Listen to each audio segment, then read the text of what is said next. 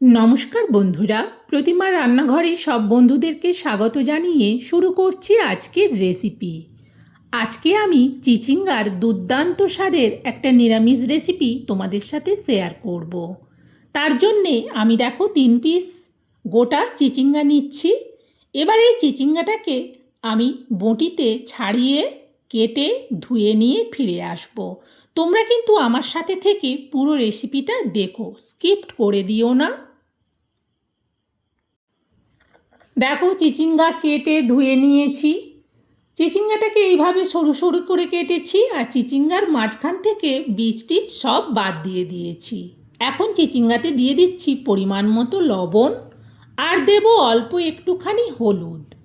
হাত দিয়ে এবার পুরো চিচিঙ্গার মধ্যে লবণ আর হলুদটা মাখিয়ে নেব। এইভাবে সব চিচিঙ্গার গায়ে যখন লবণ আর হলুদটা মাখানো হয়ে যাবে তখন কিন্তু চিচিঙ্গা থেকে পুরো জলটা বেরিয়ে যাবে। আর চিচিঙ্গা থেকে জলটা বেরিয়ে গেলে তখন কিন্তু রান্নাটা করতে খুব সুবিধে হয়। এবার চিচিঙ্গাগুলোকে আবার ঝুড়ির মধ্যে তুলে নিচ্ছি। দেখো মাখাতে মাখাতেই কতটা জল বেরিয়ে গেছে। এটা বেশিক্ষণ নয়, 2-3 মিনিট রাখলেই পুরো জলটা বেরিয়ে যাবে। প্রায় 3 মিনিটের মতো বাদে চিচিঙ্গার জলটা ফেলে দিয়েছি। এখন চলো রান্নাটা শুরু করি।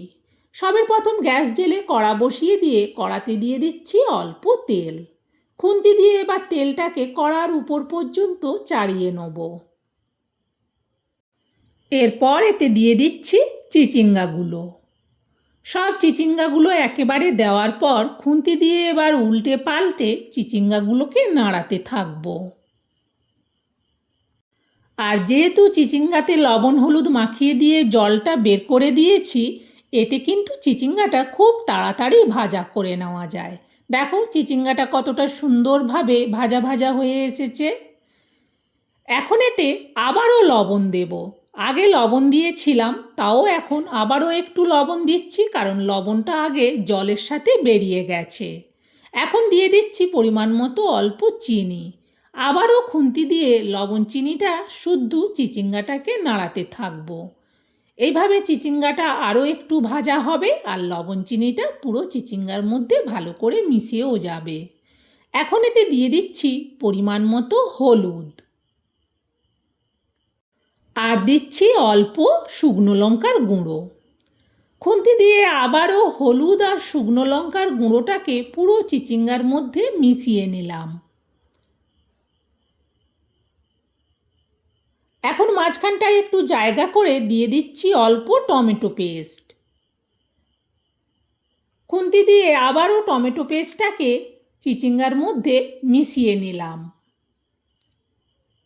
আজকের এই চিচিঙ্গা রেসিপিটা কিন্তু সম্পূর্ণ নিরামিষভাবেই বানাবো। এখন এটা একটু ঢেকে দিচ্ছি, ঢেকে গ্যাসটা কমিয়ে দিলাম।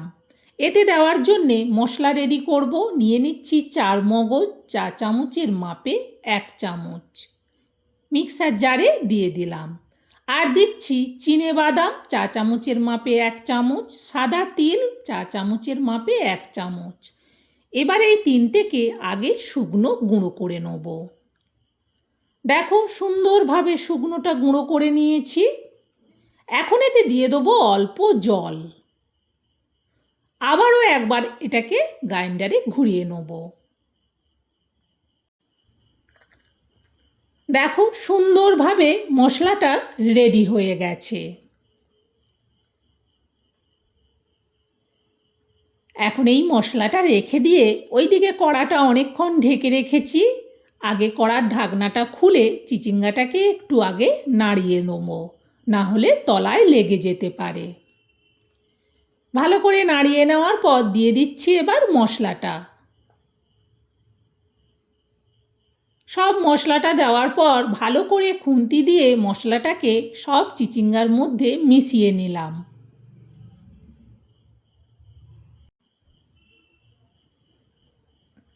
এরপর এটা আবারও একটু ঢেকে দিচ্ছি।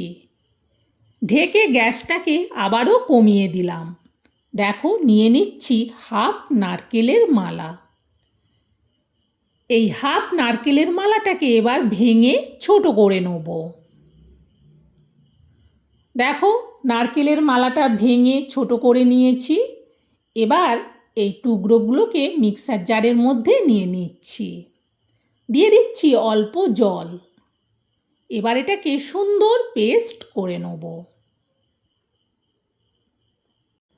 দেখো সুন্দরভাবে নারকেল পেস্ট হয়ে গেছে।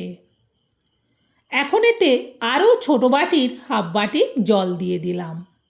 ভালো করে নাড়িয়ে নেওয়ার পর এবার এটা ছেঁকে নেব। ছেঁকে নেওয়ার জন্য এরকম একটা বড় বাটি নিচ্ছি। এই ছাঁকনির সাহায্যে আমি ভালো করে পুরো নারকেলের দুধটাকে বের করে নেব। দেখো পুরো দুধটাকে বের করে নিয়েছি যতটা সম্ভব হাত দিয়ে চেপে। চলো এবার এটা রেখে দিয়ে ওইখানে অনেকক্ষণ কড়াটা ঢেকে রেখেছি। আগে কড়াইয়ের ঢাকনাটা খুলে চিচিঙ্গাটাকে একটু আগে নেড়ে নিই। সুন্দরভাবে মশলাটা যে জল জল ভাব ছিল সেটা কিন্তু শুকিয়ে গেছে। এবার এতে দিয়ে দেবো পুরো নারকেলের দুধটা।